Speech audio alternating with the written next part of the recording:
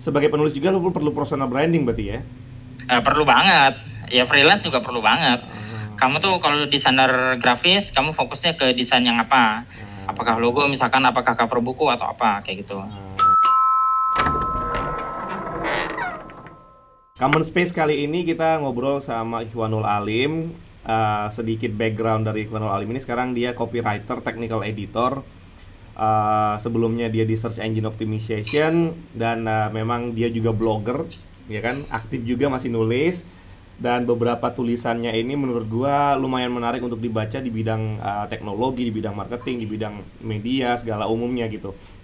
Nah, gua penasaran nih, bos, ngedenger apa yang membuat lu, seorang yang tadinya dari ITB gitu ya, dari ITB lulusan sains farmasi lagi, nggak ada hubungannya sama sekali sebenarnya, sehingga lo memutuskan untuk oke, gue masuk ke sini deh, gue jadi content writer atau jadi copywriter atau jadi blogger. Itu tuh kenapa gitu? Oke. Backgroundnya tuh apa? Backgroundnya adalah uh, gue tidak menemukan apa yang gue senangi selama kuliah. Maksudnya di luar kuliah lah yang gue menemukan bahwa oh aku sukanya di aktivitas seputar marketing, kemudian seputar pembuatan konten kayak gitu ya, menulis dan seterusnya. Dan akhirnya aku memilih untuk melanjutkan karir di bidang sana, bukan di bidang farmasi tadi kayak gitu. Jadi aku akhirnya melanjutkan ke bidang marketing kayak gitu ya. Kemarin sempat di perusahaan strategic marketing kayak gitu ya, consulting. Dan kemudian sekarang beralih lagi ke bidang IT. Ya sekaligus juga ini ya, di satu hal hobiku di sana, kesukaanku itu di sana. Di sisi lain memang mencoba mengejar apa yang lagi growing saat ini, which is itu kan IT. Kayak gitu. Dan berarti lu baru sadarnya itu justru saat lu tidak mempelajari apa yang lu jadi materi utama lu di kuliah gitu. Justru di luar kuliah lu menyadari bahwa oh, jati diri gua, oh kemampuan gua, keinginan gua, passion gua tuh di bidang ini gitu. Iya, betul.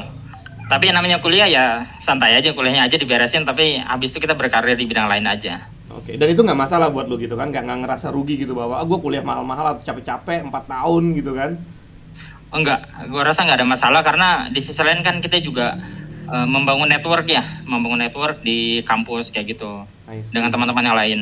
I see. Nah, gue penasaran sama copywriter ini sendiri gitu, karena jujur gue pribadi nggak begitu familiar sama yang namanya copywriter gitu, karena technical editor gitu. Sebenarnya kerjaan kayak gini nih, apa sih skill utama yang dibutuhkan gitu? Kayak gini deh, bukan skill utama yang dibutuhkan mungkin. Lu menyadari bahwa oke, gue bisa jadi di copywriter ini, bisa jadi technical editor ini karena gue punya skill ini gitu. Apa yang membuat lu menjadi oh, gue berani masuk karena gue punya ini? Karena kayak pemain bola misalnya gitu kan, dia bisa nendang, dia bisa ngoper, dia bisa fisiknya bagus, dia cocok jadi pemain bola gitu kan. Not necessary itu dibutuhkan paling utama, karena ada hal lain juga yang dibutuhkan gitu kan. Kayak kalau pemain bola balik lagi, misalnya dia dia perlu juga yang namanya leadership, komunikasi gitu. Cuman skill pertama yang dia membuat dia sadar bahwa oh, gue bisa main bola nih, itu apa? Nah, lu sebagai copywriter, skill pertama yang membuat lu sadar kayak gue bisa di bidang ini karena gue punya skill ini, tuh apa? Gua rasa itu adalah mencari dan menemukan insight ya. Oke. Ada dua sumber mungkin ya, baik dari informasi-informasi yang beredar di sekitar kita, ya dari media, kemudian dari juga perkembangan masyarakat secara umum, dan satu lagi itu adalah apa namanya, bagaimana kita menggali informasi dari orang, dari manusia, ya dalam bentuk wawancara, dalam bentuk riset kayak gitu ya, kuesioner kayak gitu sih. Nah, si insight-insight ini yang kemudian menjadi PR kita untuk kita rumuskan dalam suatu bentuk konten, which is dalam hal gua ini ya itu menjadi tulisan. Kayak gitu. Dan konten lo itu untuk disebarkan internal dalam perusahaan atau juga termasuk menyebarkan ke media luar, ke orang umum, ke market, bahwa oh, these are the things, ini hal-hal yang lagi kita kerjain di perusahaan kita loh, ada produk baru kayak press release gitu. Apa dua-duanya, apa cuma satu, apa gimana? Di saat ini yang di perusahaannya sekarang dua hal itu yang aku lakukan. Artinya dari kita, jadi aku bersama dengan teman-teman HR berkomunikasi dengan teman-teman di kantor ya. Jadi secara internal aku membantu, kemudian secara eksternal aku juga mencoba mempromosikan atau mengkomunikasikan apa yang ada di company, ya project, ya produk kepada masyarakat luar kayak gitu, khususnya pengguna. Oke, oke, oke. Nah, kalau dari karir path-nya sendiri nih, kan pasti orang kerja nggak mau di bidang itu aja gitu kan, kayak atau ngerjain itu aja sampai seumur hidupnya gitu kan. Menurut lu emang seseksi itu nih karir path-nya seorang copywriter menurut seorang Yohanul Alim? Eh, ada dua hal. Apa tuh? Perta- Pertama, kalau kamu mau punya karir yang vertikal, kamu risikonya adalah kamu akan cenderung berada di red ocean. Kebayang nggak? Maksudnya? Di posisi lu itu pasti ada orang lain yang bisa mengisi. Oke. Either lu naik atau lu stuck, atau bahkan ada orang lain yang akan mengisi posisi lu dan kamu akan tersingkir. Kayak gitu. Gua ngeliat karir tuh kayak gitu ya, bisa vertikal, tapi di sisi lain bisa juga horizontal. Maksudnya? Horizontal itu artinya apa? Artinya dengan apa yang aku bisa sekarang ini, yaitu si deliverable ini, si output ini bisa dalam bentuk macam-macam.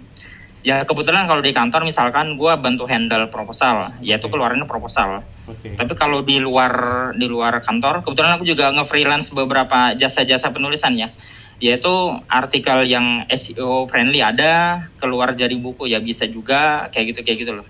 Dan aku lebih melihat karir kepenulisan ini lebih secara horizontal, instead of kita mengejar gitu ya? Naik secara vertikal ya. Nah, aku lebih memilih untuk menjadi generalis, artinya serba bisa, versatile, bisa mendeliver beberapa macam output kayak gitu sih. I see. Jadi memang not necessary lu nyari ini untuk jadi vertikalnya kayak suatu saat nanti gue pengen jadi CEO, bukan ke arah sana gitu ya? Tidak ke arah sana, tapi tidak menutup kemungkinan juga ya. Ya, kalau one day bakal akan ya bikin company atau apa gitu. Tapi pastinya di bidang media pastinya, tentu di bidang marketing juga pastinya. Betul. I see. Nah, challenge terbesarnya nih selama kayak lu kerja atau untuk orang yang mau masuk pertama kali, karena balik lagi ini kan pasti video ini kita mau share-nya tuh khususnya adalah untuk orang-orang yang pengen di bidang ini gitu, punya skillnya tapi ngerasa kayak aduh nggak enak atau aduh nanti dibilang orang apa segala macam. Challenge terbesarnya itu apa sih sebenarnya dalam ini? Challenge terbesar itu adalah bagaimana kita memposisikan diri sebagai orang yang nggak paham. Ngerti nggak? Kita sebagai orang bodoh, jadi kita harus mencari tahu, bukan sekedar mencari tahu tapi juga bahkan mengkonfirmasi ya. Artinya kita bertanya kepada yang ahli, apakah benar seperti ini? Maksudnya kita lihat keadaan, kita simpulkan, tapi kita tetap konfirmasi balik kepada expertnya, atau kita konfirmasi lagi kepada usernya gitu ya, kepada buyernya misalkan kayak gitu. Jadi memang stay foolish, stay hungry kali ya. Kalau kata Steve Jobs tuh. Ya aku kira kayak gitu sih. Karena kan dunia ini kan semakin berubah dan semakin cepat perubahannya. Dan mengejar kecepatan perubahan itu juga yang jadi tantangan yang tidak mudah. Dulu belum ada sosial media, tapi sekarang semua orang bisa ngepost, semua orang bisa bikin konten sendiri. Referensi jadi terlalu banyak.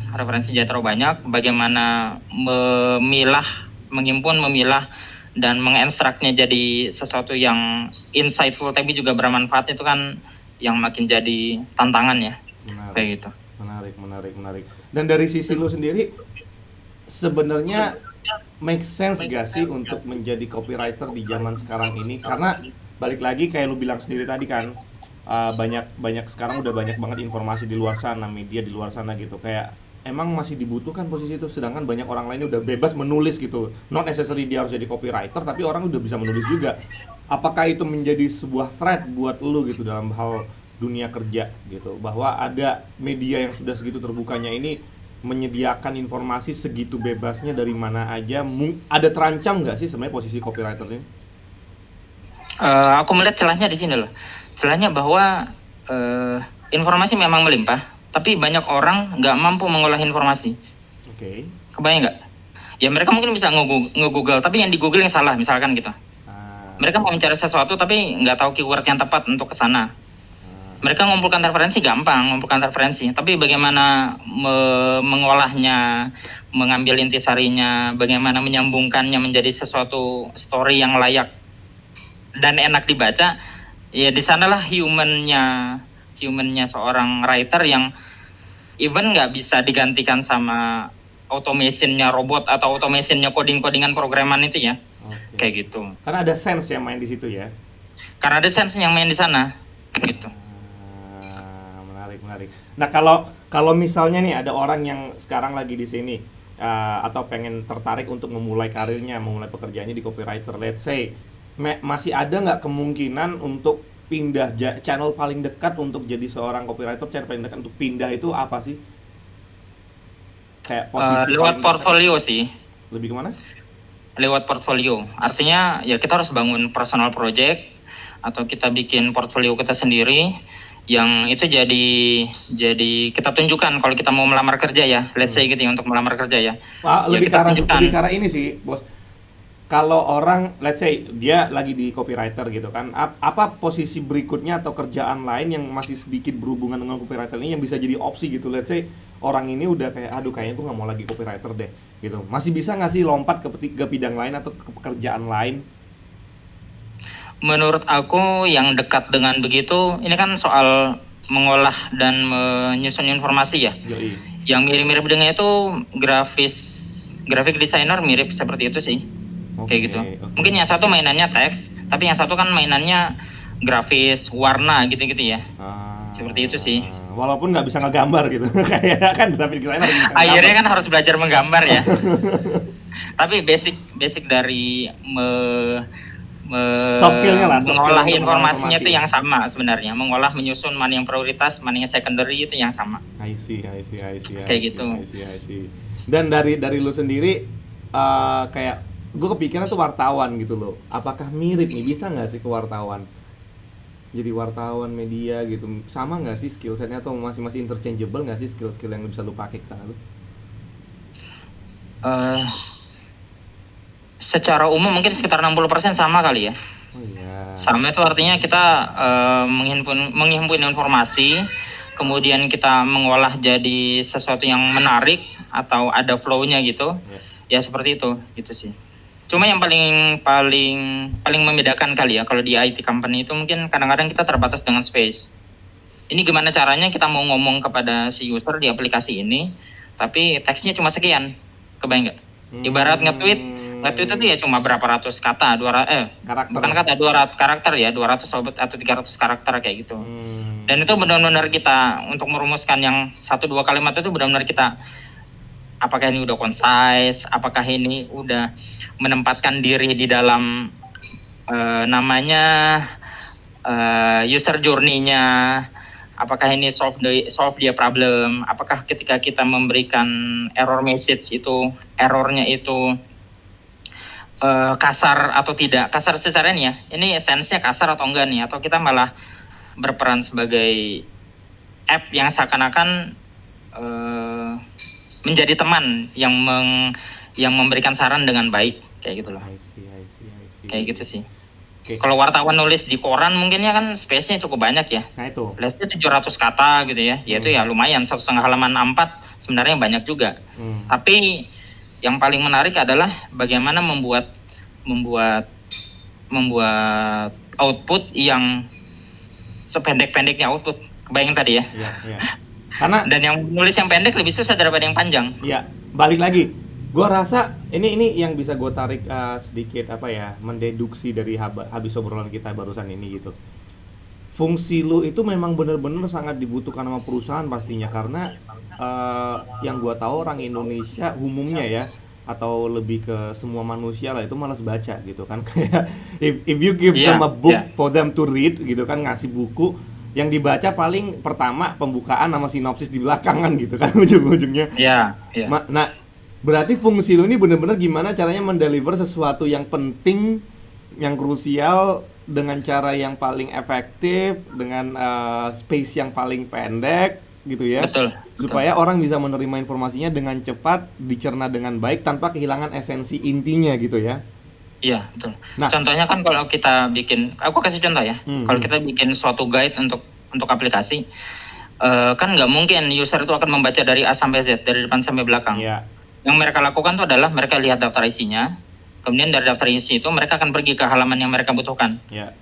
mereka udah baca, mereka paham, mereka solve problemnya, ya udah selesai. Jadi bagaimana menyusun informasi sehingga informasi hanya ada ketika dibutuhkan, itu juga tantangan pekerjaan yang kekinian. Kekinian. Kayak gitu. Baik. Betul, karena kita nggak nulis novel yang sebisa mungkin dibaca dari depan sampai belakang gitu ya, bukan lompat ke belakang tiba-tiba. Iya. Itu sih. Paham. Itu dua hal output yang berbeda. Paham. Makanya nggak bisa disamain dengan itu tadi ya, nggak bisa 100% sama-sama wartawan ataupun nulis novel ya. Iya. I see. Ada skill tertentu. Nah, sekarang let's talk about the media in general gitu di Indonesia, khususnya di Indonesia, media secara umum. Apa yang menurut lo bisa di media di Indonesia ini bisa diperbaiki gitu? Kayak ada nggak sih kegelisahan lo tentang media secara umum di Indonesia ini, entah dari sisi penulisannya, entah dari sisi tadi sense-nya itu kasar atau lembutnya. Apa yang lo lihat kegelisahan lo untuk media kita di Indonesia nih, Bos? Kalau dari media massa yang kulihat perlu itu adalah bagaimana media bisa jadi referensi yang kredibel ya. Di satu sisi kita tahu bahwa mereka tuh berpacu dengan waktu. Secepat mungkin merilis. Kalau ternyata berita yang mereka sampaikan tuh salah, pada awalnya salah, mereka menimpa dengan yang lebih baru kan. Ya. Dan ditimpa lagi dengan yang lebih baru, which is dalam hal itu tidak ada klarifikasi dari mereka mana yang sebenarnya salah.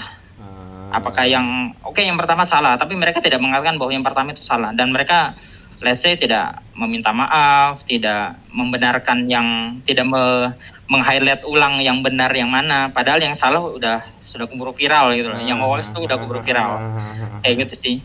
Jadi memang balik lagi ke produsen dan konsumen media, which is ya kita ini user reader ya, itu yang juga harus semakin cermat dan bijak dalam mengkonsumsi konten sih. Aku rasa kayak gitu. Ada cara praktisnya nggak sih, kayak gimana caranya untuk tahu informasi ini benar atau nggak salah dengan cara yang paling cepat, dengan paling gampang gitu dari sudut pandang seorang Iwanul Alim? Karena to be honest, gua aja susah, Bos, untuk tahu ini bener nggak sih berita ini gitu. Gua harus googling sampai mungkin page ketiga gitu kan, ini ada nggak sumber lain yang menyatakan hal yang sama gitu. Ada nggak cara cepatnya supaya again, gue males nih untuk cari informasi ini bener atau enggak tuh, gue males sampai harus ke page 3 di Google search gitu kan.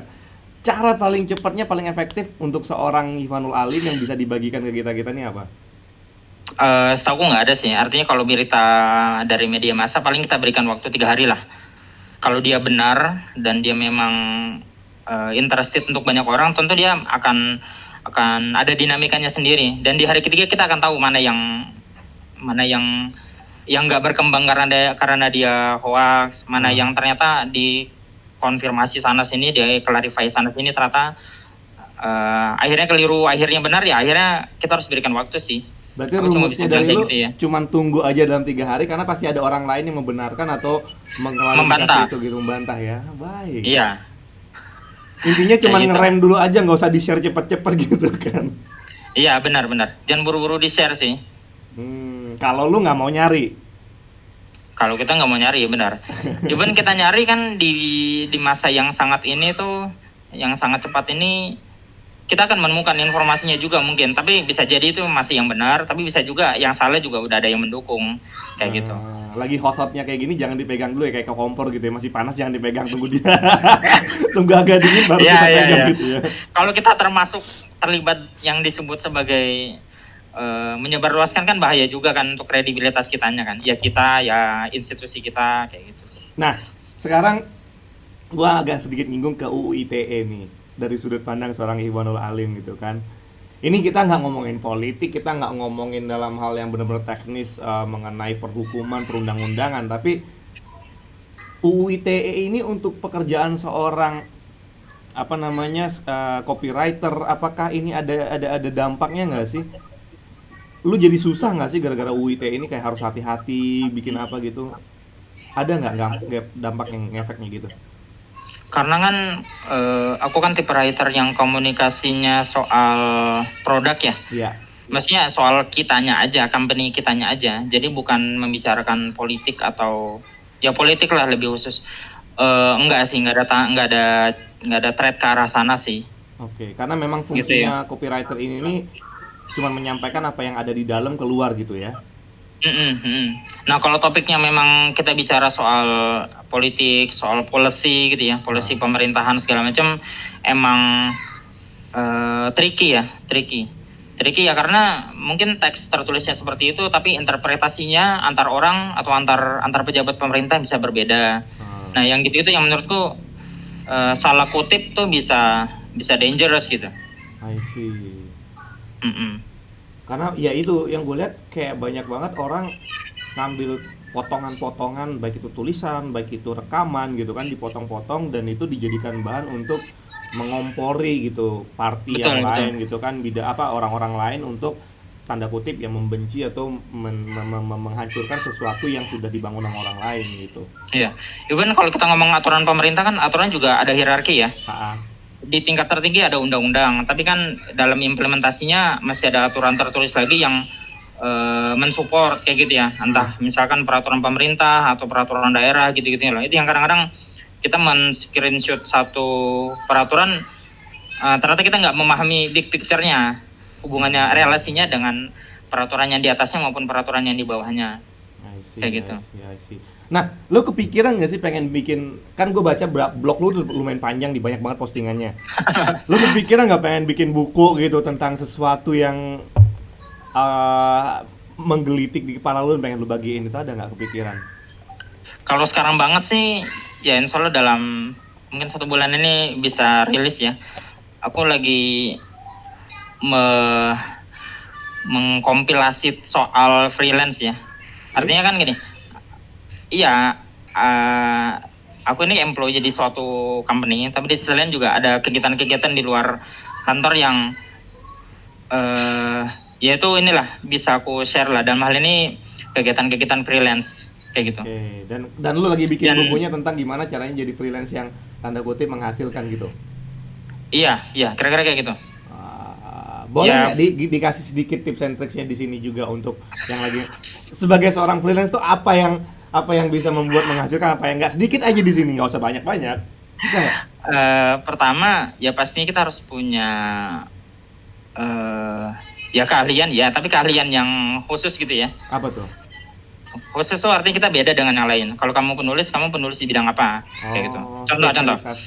Sekarang itu selera kan bergeser ke yang lucu ya, yang komedi sifatnya, yang memancing tawa. Tapi di sisi lain kalau aku mau berbeda ya aku akhirnya ambil fokus ke serius konten. Kayak gitu, contoh kayak gitu. Nah, kalau contoh lain, itu satu. Kamu harus be different. Kamu harus be different. Itu kayak personal branding. Sebagai penulis juga lu perlu personal branding berarti ya? Perlu banget. Ya freelance juga perlu banget. Kamu tuh kalau desainer grafis, kamu fokusnya ke desain yang apa? Apakah logo misalkan, apakah cover buku atau apa kayak gitu. Kamu fotografer wedding atau kamu fotografer kategori lain kayak gitu. Ya. Dan penulis juga sama, content writer, copywriter juga sama. Sama. I see. Dan lu mau memportray diri lu sebagai seorang yang nulisnya yang serius, yang teknikal gitu ya? Betul. Itu mungkin curugnya agak kecil ya, tapi sebenarnya pemainnya ternyata juga nggak banyak banget. Kayak gitu sih aku ngelihatnya. Oh, memang market kecil, tapi memang pemain juga nggak banyak ya? Iya. Jadi bagi kuenya masih banyak lah ya? Iya. Yang marketnya besar tapi kompetitornya besar ya tadi. Bagi kuenya juga sama. Komedi. Bener. I see. Nah, pesan-pesan lu nih buat teman-teman adik-adik mungkin nih yang masih kuliah, yang pengen berpikiran untuk gue pengen jadi copywriter nih gitu. Ada pesan nggak dari seorang Immanuel Alim yang udah di bidang itu? Pertama mungkin ini harus copywriter ya? Atau enggak? Atau ini agak general kali ya? Mungkin apapun itu, mungkin dua hal. Pertama, coba kita gali ke dalam diri sendiri dulu. Kita nih sukanya di mana, kita bisanya apa gitu ya. Kira-kira kita akan mau grow di apa gitu ya. Kalau dalam hal ini kan gue bilang gue grow di soal kepenulisan ya, satu. Tapi yang kedua, yang kita juga harus lihat itu adalah dunia ini bergerak kemana. Ngerti nggak? Kalau dulu dari manual bergerak kita lihat kok semakin kesini semakin IT nih, ya kita ikutilah yang namanya IT itu. Karena kan aku bilang sih nggak ada yang benar-benar berlangsung lama gitu ya. Oke. Nggak ada yang benar-benar berlangsung lama. Suatu tren atau suatu industri mungkin ada peak-peaknya selama 30 tahun, 20 tahun, 30 tahun. Tapi habis itu dia pasti terdiversifikasi gitu. Entah terdiversifikasi, entah ada substitusinya. Nah, di sanalah kita harus sambil melihat juga ini arah dunia kemana ini gitu. I see. Dua hal itulah kira-kira. Intinya jangan berhenti belajar dan improve diri sendiri, ngikutin perkembangan zaman ya. Benar. Ya kan pemain bola gitu kan. Kita tahu pemain bola tuh jagonya main bola, jagonya tendang bola, jagonya lari. Tapi kalau kita tahu di lapangan apain, ya lari lagi, ya tendang bola lagi. Jadi mereka tuh, jadi profesional itu adalah ketika kamu sangat baik pada hal-hal yang sangat sederhana kayak gitu. Nggak aku harus. pun masih seperti itu ya, masih cari training kepenulisan, masih coba. Masih coba, masih. Oke. Artinya sambil kita, itu namanya profesional, sambil kita cari makan di situ, tapi kita juga improve diri terus, kayak gitu. I see. Ya secara rutin juga, daily aku juga, meskipun untuk disimpan sendiri ya tulisan-tulisanku juga ada untuk sendiri, yang tidak dipublish. Boleh nggak share blog lu di sini apa bos, supaya mungkin kalau ada yang mau baca gitu bisa langsung masuk ke blognya. ikhwanalim.com, ikhwanalim.com. ikhwanalim.com, baik. At least seminggu sekali lah nulis di sana. Iya. Yang terakhir gua baca itu tentang teknologi soalnya, jadi kayak menarik juga nih, lagi kayak gini. Ya. Teknologi kan menarik karena kita semakin lihat bahwa ada pekerjaan-pekerjaan baru yang muncul, tapi ada juga pekerjaan-pekerjaan yang tergantikan sama otomasi kayak gitu kan. Ya. Dan kerjaan lu ini salah satu yang nggak kena dampak sama yang namanya WFH sama PSBB ya. Ya nulis di mana aja bisa, yang penting nge-deliver gitu kan. Iya betul sih. Ya penulis, ya desainer, visual design, programmer, kayak gitu. I see. Kapan-kapan mungkin lu bisa kasih kelas lah, Pak. Oh iya, siap. Nanti lah kita bikin lah ya kelasnya ya. But anyway, thank you for your time, Ikhwan Alim. Oke.